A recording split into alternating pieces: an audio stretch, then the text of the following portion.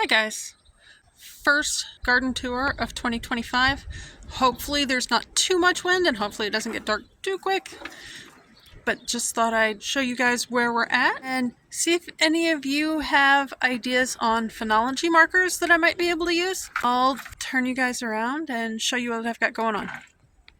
First up, you can see I've got these totes here. That one I had filled with compost last year, and the one on the top, a little bit of compost. I need to top it up with some more dirt. And then the recycle totes, I mentioned phenology markers. One of the ones that I have found says that when the crocus bloom, then you can plant kale, but there's not really much context. Is that kale seedlings? Is that kale seed? Not really sure. I also have some things that I'm going to try to help protect the brassicas in these totes this year, so fingers crossed. Keep that swing frame in mind. I'll come back to it later. And then you can see the iris are much more popped up than they were a month or two. I guess that you guys can't because you didn't see it a month or two ago. All winter, the iris were maybe an inch or so high. They're about 6 inches or so now, maybe a little bit more in the last couple days.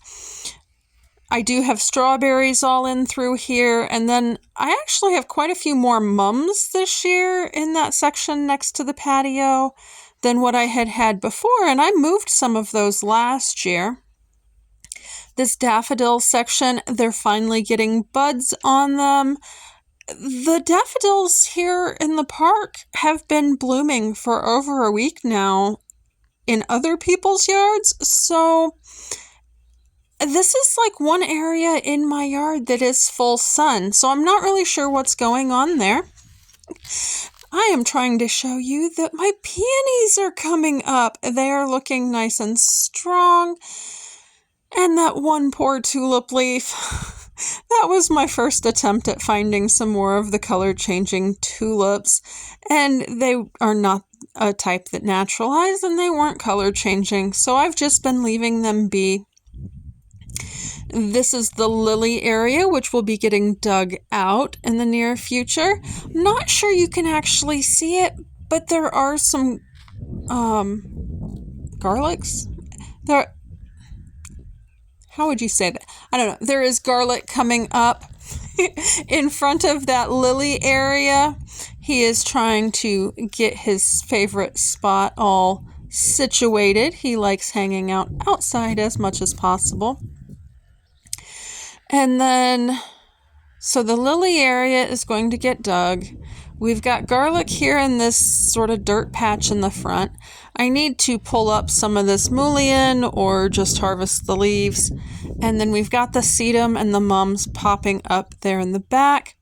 Those are the crocus that have been hit really hard by wind. And then my normal tulip patch. The chives invading my glad area.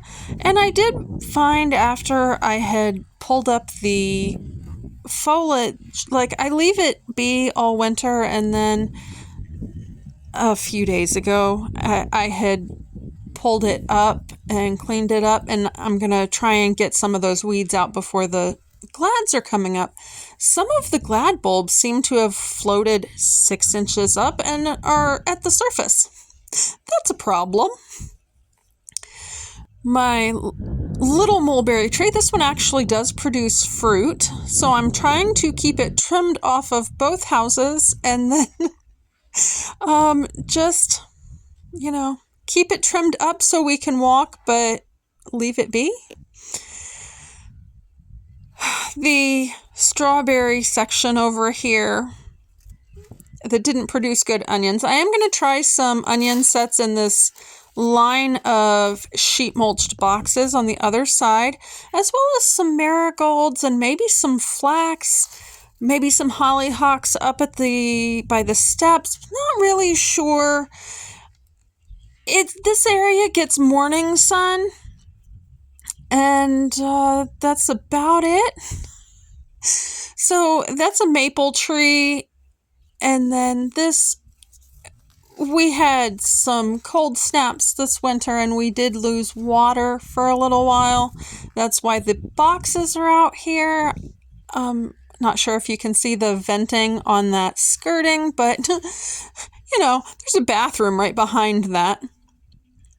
And then my asparagus has been slowly but surely, one at a time, popping through the soil levels and sitting there. Maybe you guys, if you are more experienced with asparagus, can tell me. When I was a kid, it was like it would pop through and then 2 days later, it's almost too far gone. And that is not my experience. Now, one major difference between when I was a kid and now, y'all, this is like a Where's Waldo. Can you spot any that I didn't? I think at the last time I checked, we've got 4 or 5 in the front row, which are green Martha Washington, and then we are up to 2 in the back row, which are red or burgundy or purple. I'd have to go back and look. Those were some seedlings I had gotten from As Your Standard.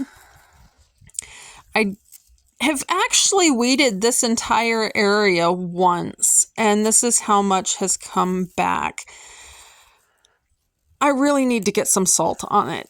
And I know that sounds weird, but that's how Mom and Dad always controlled the weeds in the asparagus patch, was dump a couple bags of water softener salt. Now, mind you, theirs was a 150-foot row.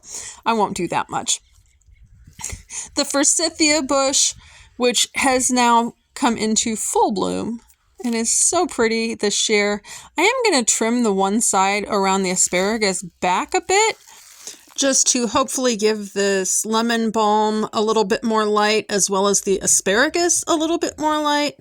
This is my oregano patch. You can see where it has sort of been. It's not popping through yet. I'm kind of worried about that.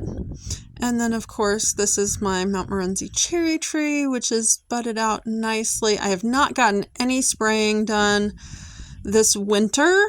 Just it's been too cold, and, well, this spring it's basically been raining. Although I did just get a notification that it's supposed to start snowing soon. It's April. I don't want to see snow. But anyway, hopefully I have not killed off the oregano by trimming it back as far as I did last fall. And then, of course, the naked ladies are coming up. Those were one of the first things up this spring. And I hadn't realized quite how early that foliage pops through. I guess I haven't been out, or one of those things. I've been recording and taking notes more in the last year or so. The last 6 months or so. And then this is a current twig that I had cut off when I was moving the other plant because it wouldn't stand up. So I stuck it in a container and let it root, and it was actually furled out with leaves before this one was. You do see some more crocus back there in the background. The currant bushes hopefully will flower this year. I've been to the point I can't see them because they've been so buried in the black raspberries. I did get pruning done on Sister Peach and Mama Peach. I cut a really big branch off of her. I have so many things I want to get done, and then at the same time, it's really hard to want to be out there when it's so windy. So I did get the pruning on this done. The black raspberry vines, I made a catastrophic mistake and pruned into the yard instead of the trash can. I have also trimmed that tree. I want to say it's some sort of elm. And I have actually cut down one of those branches. You see it laying there in front. And I am planning on cutting that porch swing frame thing.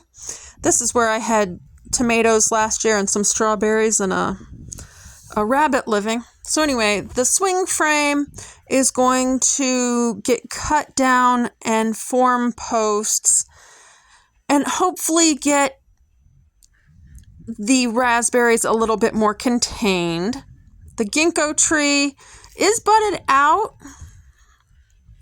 I'm a little concerned that it hasn't made it through the last couple days of being frozen because the buds are looking a little off.